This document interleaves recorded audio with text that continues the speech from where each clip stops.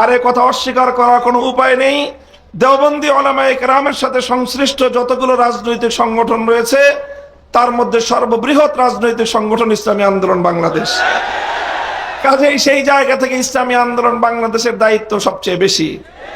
আলহামদুলিল্লাহ, আমি সাক্ষী দিচ্ছি লাখো জনতার এই মজমায় আমরা হযরত পীর সাহেব চরমনায় সৈয়দ রেজাউল করিম সাহেব হাফিজাহুল্লাহর মধ্যে সেই উদারতা এবং সেই আন্তরিকতা আমি প্রত্যক্ষ করেছি, আমি সাক্ষী দিচ্ছি। এই জন্য আমরা আশাবাদী আগামী দিনে ইনশাআল্লাহ আমাদের ঐক্য প্রতিষ্ঠিত হবে।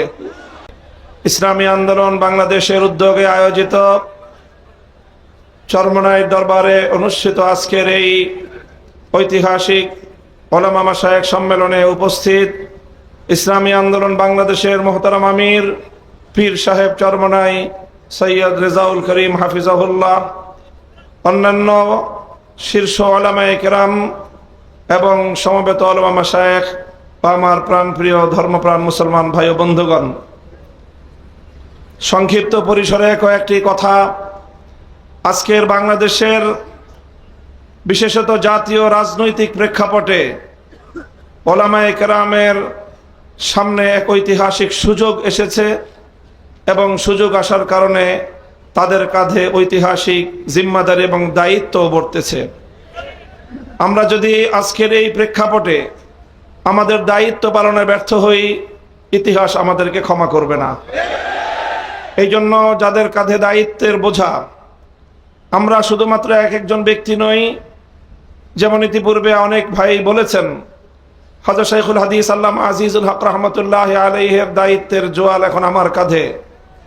হযরত পীর সাহেব মরহুম সৈয়দ ফজলুল করিম রহমতুল্লাহ আলাইহির দায়িত্বের বোঝা আমাদের বর্তমান হযরত পীর সাহেবের উপর।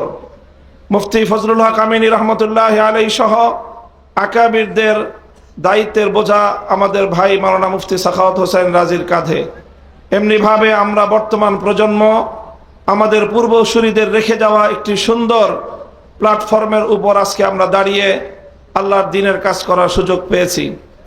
কাজে এই জায়গা থেকে আজকের এই জাতিকে যদি আমরা নেতৃত্ব দিতে, যথাযথ দিক নির্দেশনা দিতে যদি আমরা ব্যর্থ হই, তাহলে আমাদেরকে অনেক বড় মাসুল গুনতে হবে দুনিয়াতেও এবং আখিরাতেও। আমি আজকের যে জাতীয় চাহিদা, বিশেষ করে সারা বাংলাদেশের সকল ধর্মপ্রাণ শুধু নয়, যারা ধর্মকে ভালোবাসে অন্তত তারাও, ইসলাম প্রেমী সকল মানুষের অভিন্ন চাহিদা হলো ইসলামী নেতৃত্ব তারা ঐক্যবদ্ধভাবে জাতির সামনে অগ্রসর হোক, জাতির সামনে উপস্থিত হোক। আমি আমার দীর্ঘ যে পর্যবেক্ষণ বাংলাদেশের ধর্মীয় এবং রাজনৈতিক অঙ্গন নিয়ে, সেটা আমি দেখি যে বাংলাদেশে আমরা আলহামদুলিল্লাহ ইসলামিক দৃষ্টিকোণ থেকে আমাদের পার্শ্ববর্তী উপমহাদেশের অন্যান্য দেশের তুলনায় আমরা অনেক সহনশীল একটি জায়গায় রয়েছি। আমাদের বাংলাদেশে ইসলামপন্থীদের মধ্যে পারস্পরিক ঈমান এবং কুফরির কোনো ইখতিলাফ নেই, মতবিরোধ নেই, যেটা আমাদের পার্শ্ববর্তী দেশগুলোতে রয়েছে। সেখানে শিয়া সুন্নির মতো জটিল বিরোধ রয়েছে। এরপরও সেই সকল দেশগুলোতে আমাদের উলামায়ে দেওবন্দ তারা নেতৃত্ব দিয়ে সেই শিয়া সুন্নি সহ অন্যান্য বাতিল পন্থীদেরকেও বৃহত্তর ঐক্যের মধ্যে তারা তাদেরকে সামিল করে জাতির সামনে ঐক্যবদ্ধভাবে নিজেরা উপস্থিত হয়েছেন। তা আমি মনে করি বাংলাদেশে এখন ইসলামিক অঙ্গনে 4টি পক্ষ রয়েছে, যাদের মধ্যে আমাদের মধ্যে বিভিন্ন শাখাগত, ফিকহি মাসআলাগত এবং বিভিন্ন আকীদার খুঁটিনাটি বিষয়ে, ঈমান এবং তাওহীদ এবং রিসালাত আখিরাত ছাড়া আকীদাগত অন্যান্য কিছু বিষয়েও আমাদের মধ্যে মতপার্থক্য রয়েছে। তবে আমরা সকলে একটি কথায় একমত, সেটি হলো আল্লাহর জমিনে আমরা ইসলামী হুকুমত কায়েম করতে চাই। এই এক কথার ভিত্তিতে এটাই হোক আমাদের আগামী দিনের রাজনৈতিক ঐক্যের বুনিয়াদ। যারা যারা আল্লাহর জমিনে কোরআনী শাসন কায়েম করতে চায়, তারা আমরা আগামী দিনে একটি ব্যালট বাক্স নিয়ে জাতির সামনে আমরা এক মঞ্চে হাজির হব। আমি মনে করি বাংলাদেশে অনেকগুলো ইসলামিক মহল থাকলেও বাংলাদেশে ধর্মীয় এবং ইসলামী সেক্টরের কিয়াদত উলামায়ে দেওবন্দের হাতে। এটার মধ্যে কোনো ধরনের দ্বিমত অথবা কোনো সংশয়ের কোনো অবকাশ নেই। বাংলাদেশে যদি 4 লক্ষ মসজিদ থাকে, 3.5 লক্ষ মসজিদের ইমামতের এবং মেম্বারের দায়িত্ব উলামায়ে দেওবন্দের হাতে। কাজেই ধর্মীয় সকল অঙ্গনগুলোকে ঐক্যবদ্ধ করার ঐতিহাসিক দায়িত্ব উলামায়ে দেওবন্দের কাঁধে। আর এ কথা অস্বীকার করার কোনো উপায় নেই। দেওবন্দি উলামায়ে কেরামের সাথে সংশ্লিষ্ট যতগুলো রাজনৈতিক সংগঠন রয়েছে, তার মধ্যে সর্ববৃহৎ রাজনৈতিক সংগঠন ইসলামী আন্দোলন বাংলাদেশ। কাজেই সেই জায়গা থেকে ইসলামী আন্দোলন বাংলাদেশের দায়িত্ব সবচেয়ে বেশি। আলহামদুলিল্লাহ, আমি সাক্ষী দিচ্ছি লাখো জনতার এই মজমায় আমরা হযরত পীর সাহেব চরমনায় সৈয়দ রেজাউল করিম সাহেব হাফিজাহুল্লাহর মধ্যে সেই উদারতা এবং সেই আন্তরিকতা আমি প্রত্যক্ষ করেছি, আমি সাক্ষী দিচ্ছি।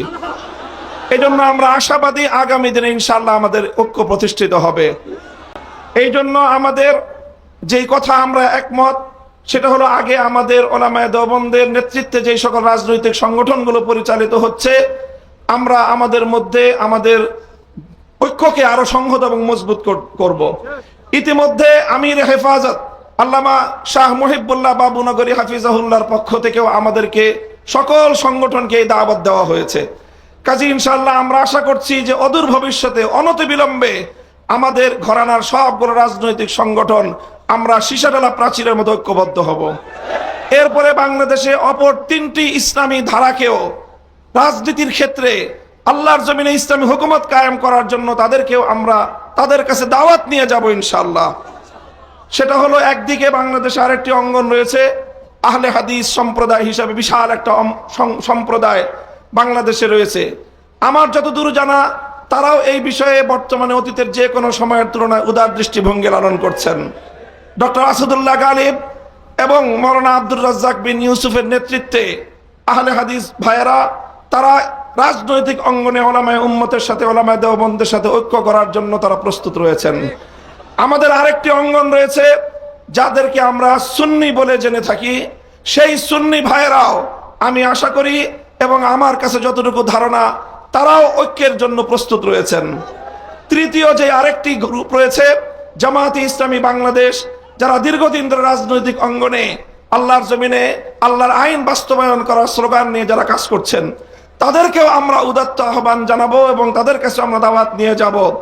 এইভাবে উলামায়ে দেওবন্দ যদি ঐক্যবদ্ধ হয়ে আহলে হাদিস, সুন্নি, জামায়াতে ইসলামী সহ ঐক্যবদ্ধ হতে পারে, বাংলাদেশে উম্মতের উলামায়ে কেরামের কাছে জিজ্ঞাসা করা ছাড়া কোন রাজনৈতিক সিদ্ধান্ত গ্রহণ করা যাবে না।